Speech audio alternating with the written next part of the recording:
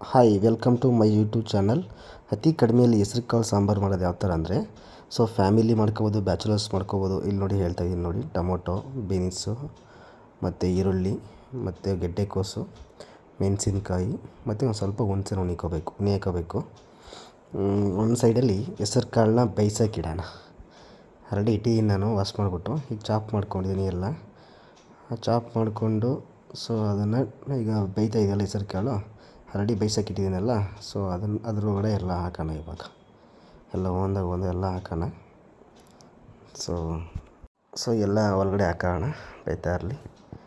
ಏನೇನು ಕಟ್ ಮಾಡಿದ್ದೀವಿ ನಾವು, ಟೊಮೊಟೊ, ಬೀನ್ಸು, ಕೋಸು, ಗೆಡ್ಡೆಕೋಸು ಮತ್ತು ಪ್ಲಸ್ ಈರುಳ್ಳಿ ಎಲ್ಲ ಒಟ್ಟಿಗೆ ಹಾಕೋಣ. ಸಿಂಪಲ್ಲು, ಏನು ಜಾಸ್ತಿ ತರಕಾರಿ ಬೇಡ. ಮನೇಲಿ ಏನೈತೆ ಅದನ್ನು ಫ್ಯಾಮಿಲಿ ಅಥವಾ ಬ್ಯಾಚುಲರ್ಸ್ ಮಾಡ್ಕೋಬೋದು. ಅರಿಶಿನ ಹಾಕಿದ್ದೀವಿ, ಸ್ವಲ್ಪ ಖಾರ, ಚಿಲ್ಲಿ ಪೌಡರ್ ಒಂದು ಸ್ವಲ್ಪ, ಈ ಸಾಂಬಾರು ಪೌಡರ್ ಎಷ್ಟು ಬೇಕೋ ಹಾಕ್ಕೊಳ್ಳಿ.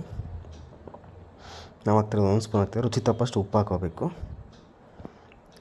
ಸ್ವಲ್ಪ ಅದೇ ಹುಣಸೆಹಣ್ಣು ಇದು ಮಾಡಿದ್ವಲ್ಲ, ಹುಳಿ ಹಾಕಿದ್ವಲ್ಲ, ಅದನ್ನು ಕಿವುಚಿ ಹಾಕ್ತಾಯಿದ್ದೀವಿ.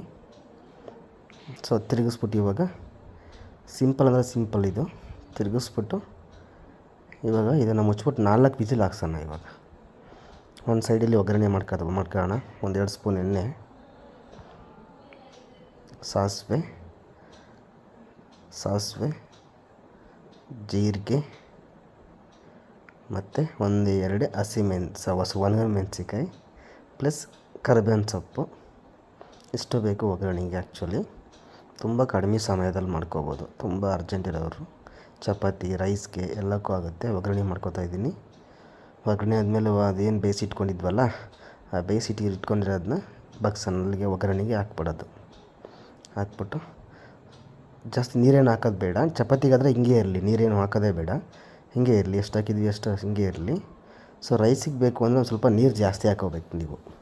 ರೈಸಿಗೆ ಬೇಕು ಅಂದರೆ ಸ್ವಲ್ಪ ನೀರು ಜಾಸ್ತಿ ಹಾಕೋಬೇಕಾಗತ್ತೆ. ಚಪಾತಿಗೆ ಸಾಕು. ಈಗ ನಾವು ರೈಸಿಗೆ ಬೇಕು ಇರೋದು ನೀರು ಜಾಸ್ತಿ ಸ್ವಲ್ಪ ಹಾಕೋ. 1 ಗ್ಲಾಸ್ 2 ಗ್ಲಾಸ್ ನೀರು ಹಾಕ್ಕೊಂಡಿದ್ದೀನಿ. ಈಗ ಇದು ರೈಸ್ಗೆ ಅಂತ ಮಾಡ್ತಾಯಿರೋದು ನಾವು. ತುಂಬ ಸಿಂಪಲ್ಲು, ನೋಡಿದ್ರಲ್ಲ. ದಯವಿಟ್ಟು ಒಂದು ಚಾನಲ್ ಸಬ್ಸ್ಕ್ರೈಬ್ ಮಾಡಿ. Thank you. Comment hockey.